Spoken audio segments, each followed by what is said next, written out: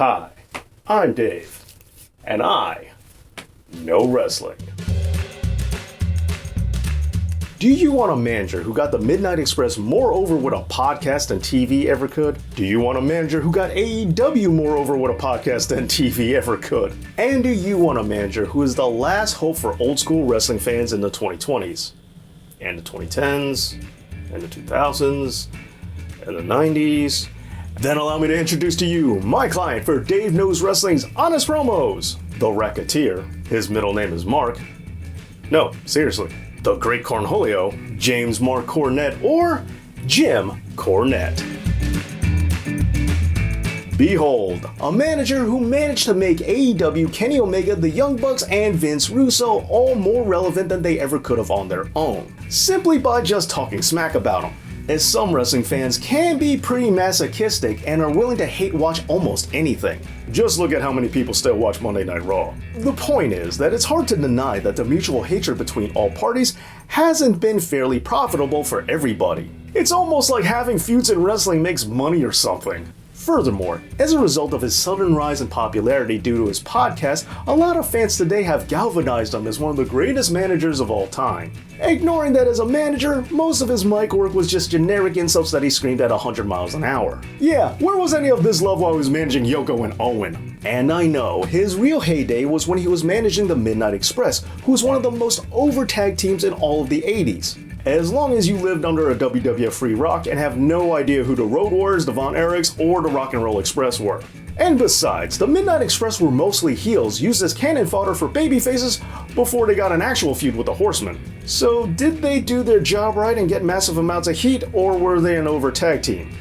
You can't have it both ways. Oh, and their face runs suck, by the way. Additionally, when it comes to major heel acts in the South, let's not pretend like the Midnight Express wasn't and also ran next to the Horsemen and the Freebirds. But that doesn't matter, as a lot of modern fans today who have just jumped on the bandwagon will tell you, the Midnight Express features the two best tag team wrestlers of all. Oh wait, that's right, because there have been a whole bunch of different wrestlers who have been on that team, not just two, including Bob Holly and Bart Gunn. Now, putting aside how much podcast fans have used revisionist history to over-glorify Cornette, let's focus on today how he is the voice of common sense and logic in pro wrestling, as his methodology alone could save the entire business. Except for the fact that between Ring of Honor and Smoky Mountain Wrestling, having Jim Cornette being in charge of a wrestling promotion has never really been a tree that bore fruit. Moreover, Smoky Mountain wasn't Cornette's only attempt at bringing the good old days back, as he also tried to revive the NWA and the WWF during the Attitude Era. And he also went to do color commentary for NWA Power. Gee, and some people say that he's stuck in the past. But speaking of his last gig for a wrestling promotion, let's talk about why he left, as he stopped being a part of the NWA after making a racist comment. And while some people will defend him by saying that it wasn't racist, that it was simply a joke about starving people, I have to ask, are we forgetting that Ethiopia is a country? Okay, but ignore all that, because I'm sure he's a real nice guy otherwise. It's not like he's had a bunch of problems with a whole ton of other coworkers. Oh wait, cause he has.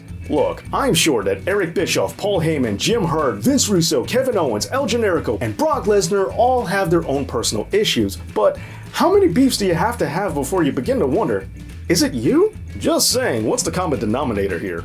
But hey, I know, those issues only came up because he's really passionate about the business and he demands to take it seriously. Just like he did when he wrestled a Ninja Turtle. You know what? Never mind that as well, because he really does hate the Young Bucks. No one is that good of an actor. Except that he flat out told the Young Bucks that they had the only angle that anyone still believes in.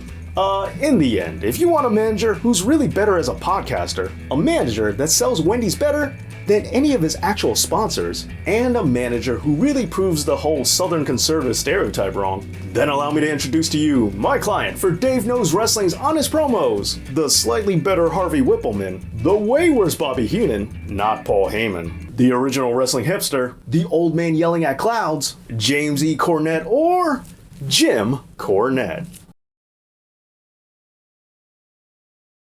Okay, so The Midnight Express is the name of a movie that's based on a book about an American student who's held in a Turkish prison, and the Midnight Express is slang for a jailbreak. What does this have to do with the tag team?